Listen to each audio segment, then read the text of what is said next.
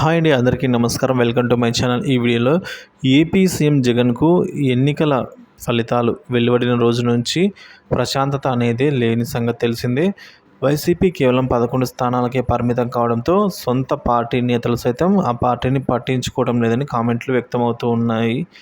So YS Sharmila తాజాగా మాట్లాడుతూ వైఎస్ఆర్ ఆశయాలను జగన్ తుంగలో దొక్కారని కామెంట్లు చేశారు.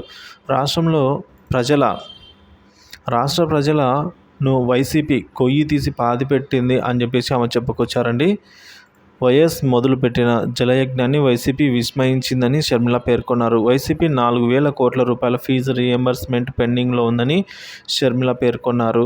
యూనిఫామ్లు, కోడిగుడ్లు, చిక్కీలకు సైతం డబ్బులు చెల్లించలేదంటూ వైసీపీపై షర్మిల సంచలన ఆరోపణలు చేయడం అయితే జరిగింది.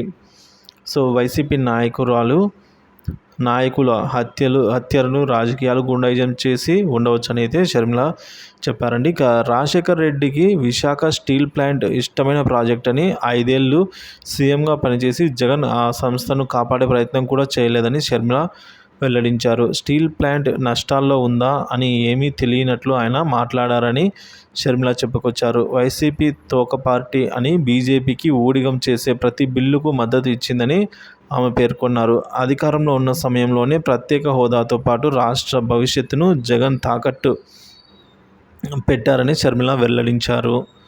ఇక లోక్సభ స్పీకర్ ఎన్నికలో సైతం జగన్ బీజేపీకి మద్దతు ఇచ్చారని షర్మిల కామెంట్ చేశారు. 2019 ఎన్నికల్లో ప్రతి బిడ్డకు 15,000 ఇస్తామని చెప్పి మోసం చేశారని నాతో కూడా ఆ మాట చెప్పించారని షర్మిల పేర్కొన్నారు. జగన్ చేసింది మర్చిపోయారేమో అంటూ షర్మిల చెప్పుకొచ్చారు. అయితే షర్మిల ఎన్ని సీట్లు సాధించిందనే ఎన్నేళ్ల రాజకీయాల్లో ఉన్నా షర్మిల సాధించేది లేదనే అభిప్రాయాలు అయితే వ్యక్తం అవుతున్నాయండి. సో షర్మిల ఎన్ని సీట్లు సాధించిందనే ఎన్నేళ్ళు రాజకీయాల్లో ఉన్నా షర్మిల సాధించేది ఏమీ లేదు అని చెప్పేసి అభిప్రాయాలు వ్యక్తమవుతున్నాయండి.